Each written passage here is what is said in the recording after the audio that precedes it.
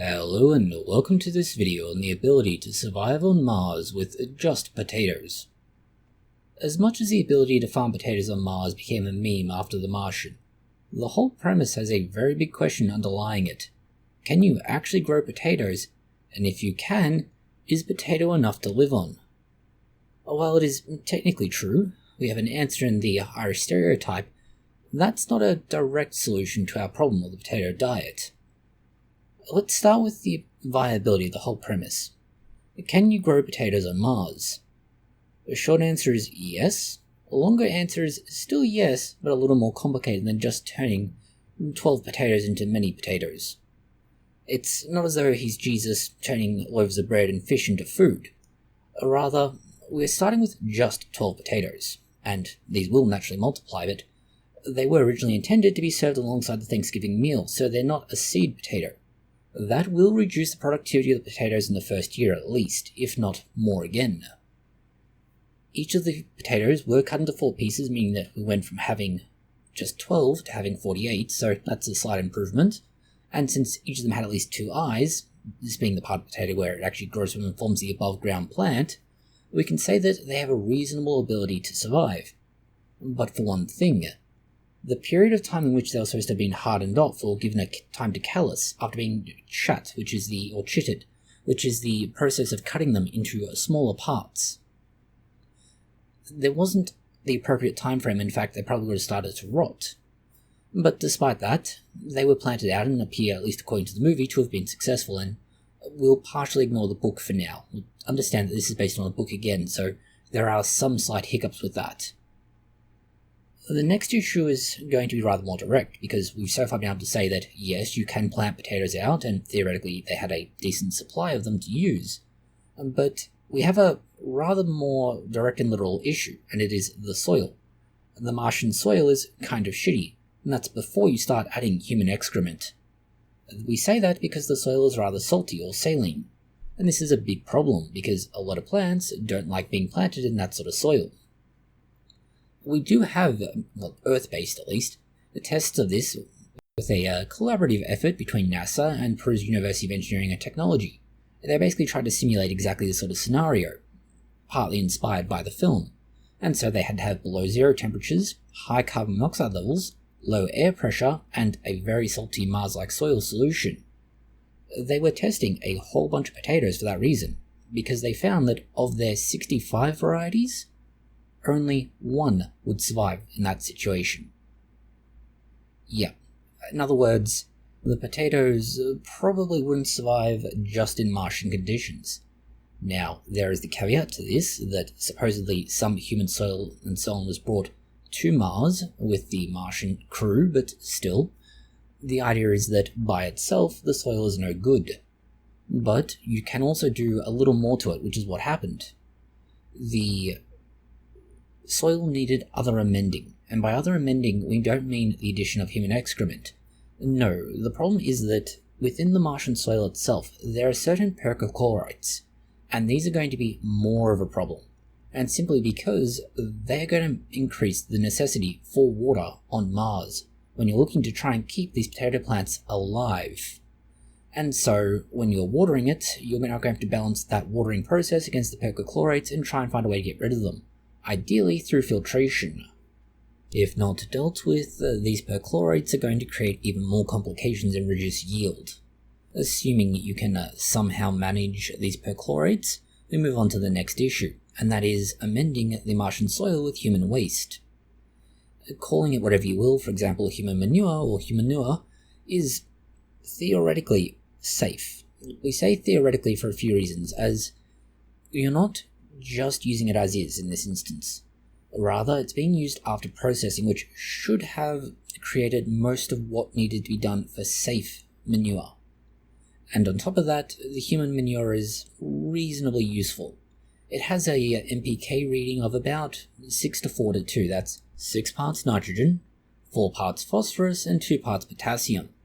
But there is a problem here with regards to not only the kind of fertilizers being used, but also, as we mentioned earlier, the concerns about the idea of using human manure, although theoretically safe.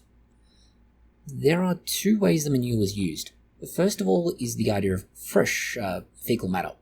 This fresh fecal matter would be full of bacteria, and these are what are the big concern, even in modern organic farming methods, because they're likely to become a problem, particularly if they're pathogenic. However, at least in part, the population is drastically controlled because the fancy space toilet used in the Martian freeze-dries the feces. This, for all intents and purposes, kills the funny bacteria that are there, but it ensures the necessary nutrition for the plants remains present. So you can do that between a combination of a drastically reduced population in the microbial sense, simply because you managed to kill off most of it and then adding a little bit fresh, allows you to balance everything out. However, this is the catch here. Fresh human manure. That is the dangerous part here for those potatoes. It has high nitrogen content, and the nitrogen content hasn't necessarily been broken down in the right way, partly because of a lack of bacteria, and partly because of how fresh it is. And this can then damage or kill plants, and also carries around issues to do with the idea of pathogenic bacteria. Finally, we have yield. The area that they're growing the potatoes in is meant to be roughly 62 square meters, and they're meant to be able to grow about 150 kilograms of potatoes in roughly 400 days. Because of this, the estimation was that they would need 2,000 potatoes, and that would provide them with roughly 1,100 calories per day.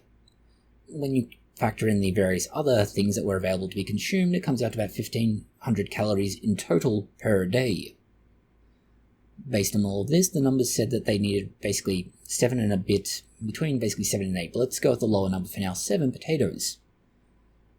If we look at the total production of potatoes over those 400 days, there's only enough food for 285 days. He's also been there, or will be there, for 600 or so days, or just under. So in total, the issue is very pronounced in that there is a big shortage of food here. So just by itself so far, we can say survival definitely not guaranteed. But we need to look at the nutritional profile of potatoes as, strictly speaking at this point in time, it's more likely to die from some sort of nutritional deficit than it is to die from lack of food, so famine. Technically, your white potato has all of the essential amino acids you're going to need. This will ensure that you have protein building up and replacing various things get lost over time. And you only need 5-ish potatoes a day to get there. But what you would find is that if you are consuming just white potato, you lack certain vitamins, minerals, and other nutrients. So we now need to look at whether or not you can make this up. The first thing to look at is just what you're going to be losing. You would need to consume roughly 80 to 90 white potatoes a day just to get the necessary amount of nutrition, at least in terms of the basic vitamins. But now you start running into another problem. Because of how the human body is working and what it's doing to try and convert these potatoes into usable material, you start running out of other things that you need, like calcium. And so you have to balance very carefully the amount of what you need against the amount of what you're using and the total calories required. And this is the problem here. It's very hard, let's be clear about this, very hard to adequately balance all of that.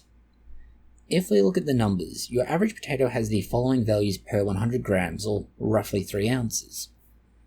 When you compare this against the amount needed on any given day, for the human body to survive, you'll notice that there is, in some areas, a slight shortfall.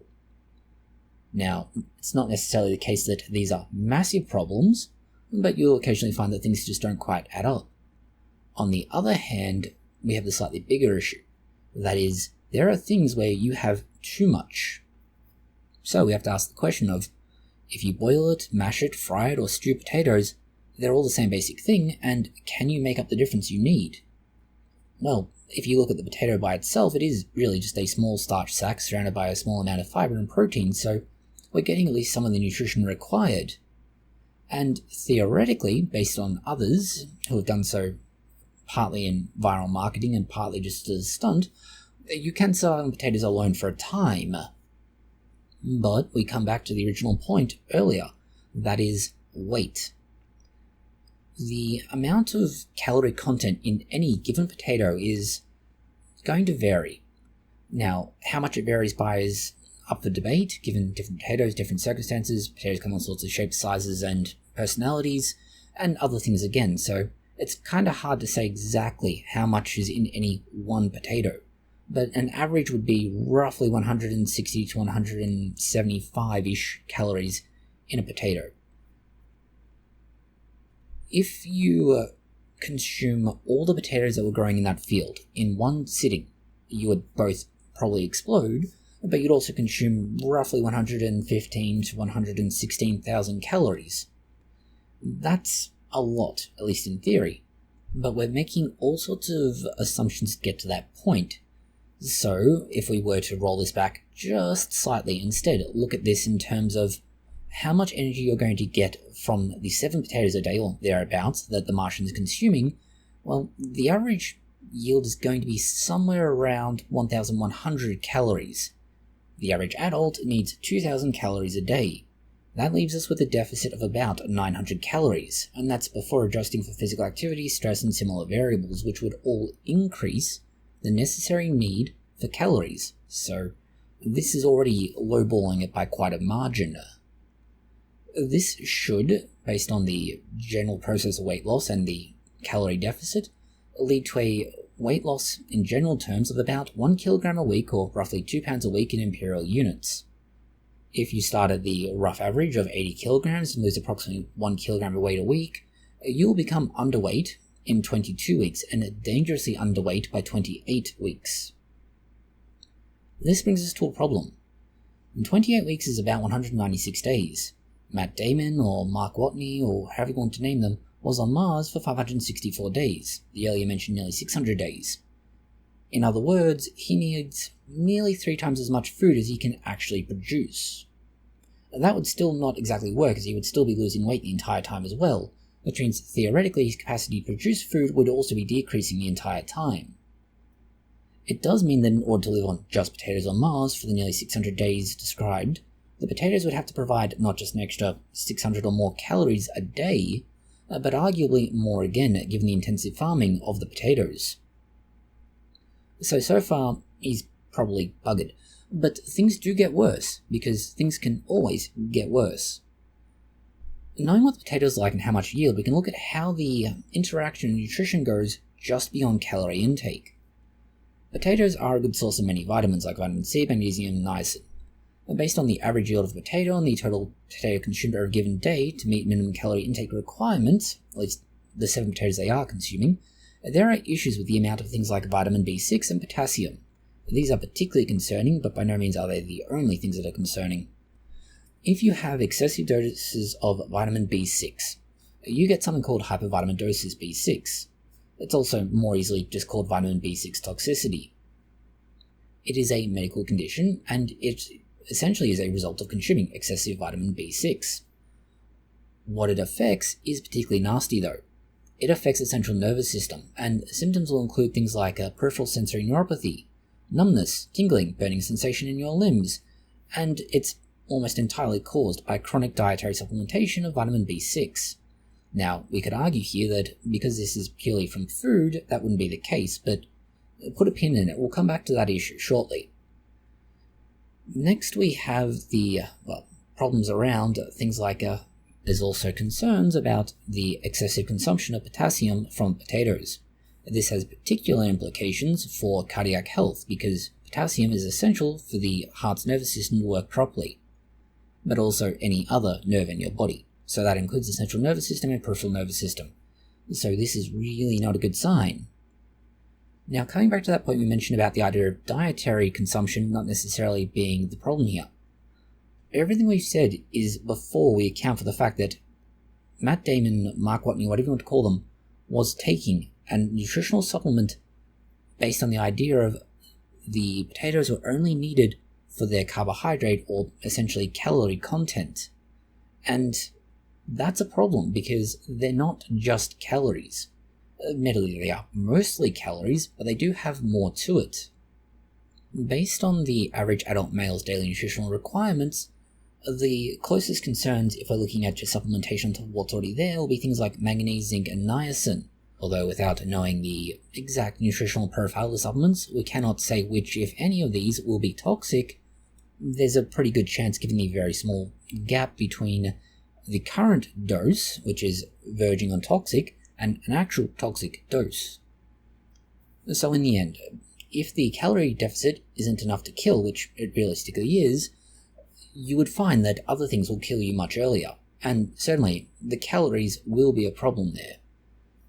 And if it's not the lack of calories killing Matt Damon, the consequences of the megamin vitamin doses, excessive nutrition supplementation, and possibly pathogens from the soil they're growing the potatoes will do the job for sure. And so by the time rescue arrives, they're probably going to find that the newest garden bed is oddly human-shaped. Thank you for watching this video. If you found it interesting, consider liking, sharing, and subscribing. And please do post any comments, questions, or suggestions you have below.